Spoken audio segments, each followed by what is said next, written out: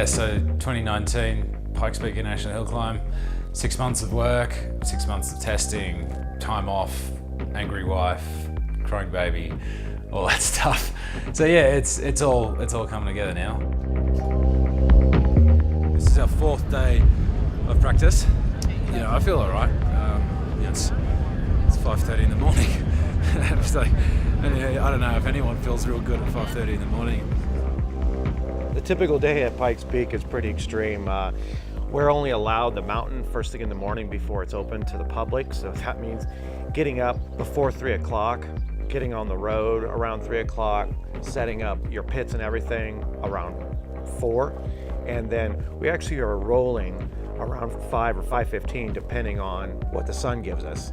And so you're first out, you're freezing, you can hardly see. You're on this extreme mountain, you're thinking, what am I doing here?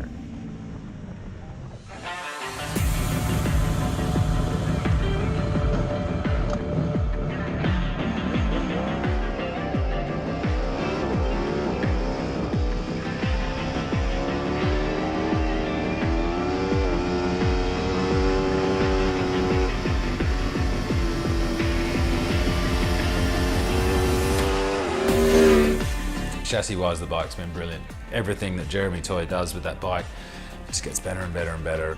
But I wasn't real pleased with the speed in qualifying. We had a few issues with my riding, with the bike setup, and once you don't have a good feeling, you can get in your own head a little bit, and then that can throw you off in different areas. I'm still not getting the brake entries right.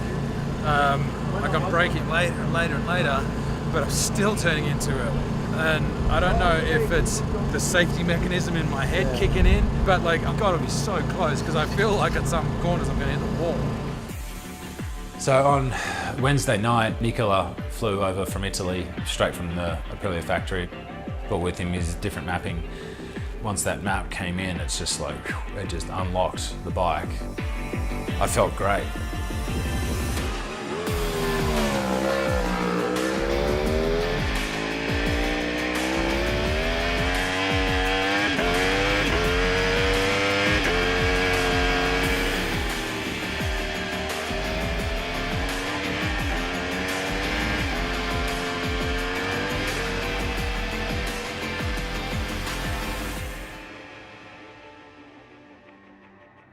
The team this year has been amazing, absolutely incredible. Like I've had guys helping me.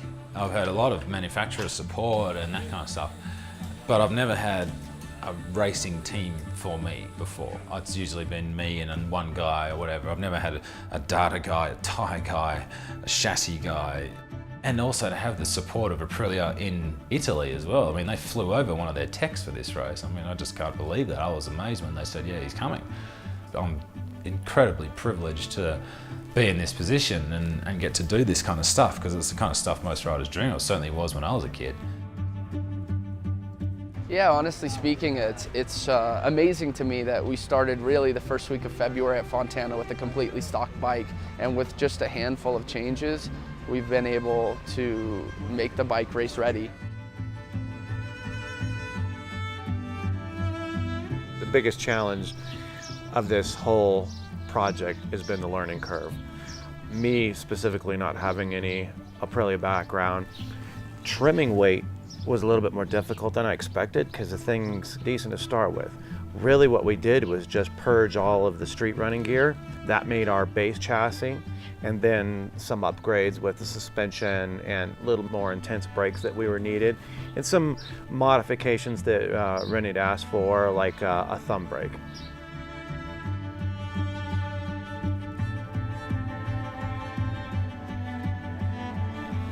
Easily the thing that makes the biggest difference in any races on the street, Pikes Peak, any of your road races, is the calm of the rider and being able to focus positively.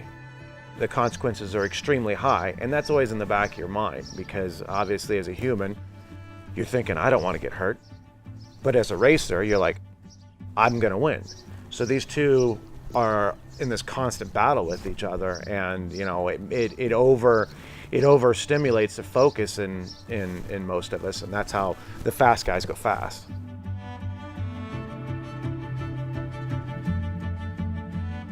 I certainly screwed it big time in 2016, and I just panicked, and I didn't need to panic. I was riding fine. I was in front by a decent margin, and I got in my own head and I made a really dumb mistake, which could have been the last mistake I ever made. I mean, I hit the jackpot in terms of crashing at Pikes Peak.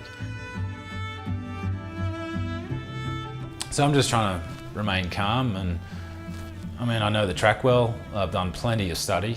Main thing is just relaxing. It's been an amazing project. I've been so happy to be a part of it. I just keep getting messages of support from people I've never met. Brilliant riders all around the world are really pumped on this whole thing, which has been great. And I'm hugely appreciative of it. So I just want to get out there and just get the business done.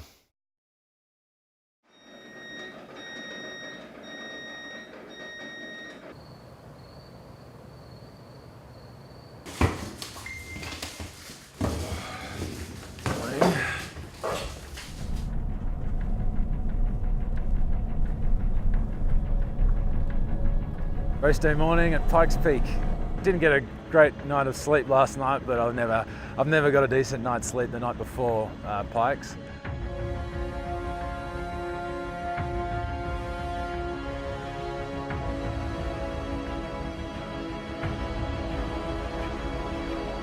The bike's brilliant. The bike is really, really good. All the changes that we've made throughout the week, they've been the right changes, they've been in the correct direction, and it's an animal, don't get me wrong, but you know, I feel that motorcycles are a little bit like people. You treat them right and they'll treat you right. So this thing's certainly been treated very well, and hopefully it does the same for us this year.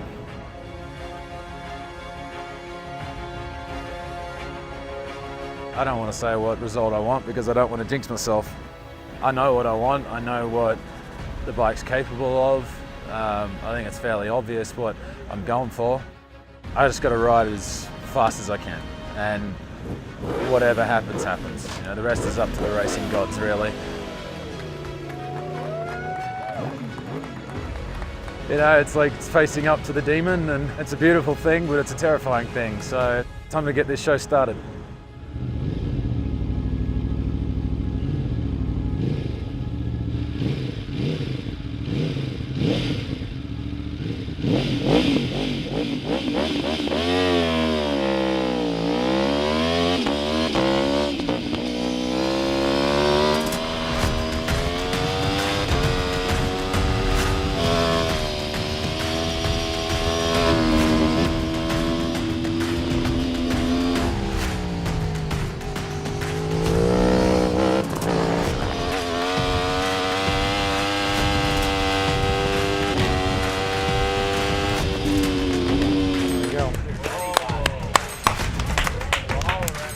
One's in. Good.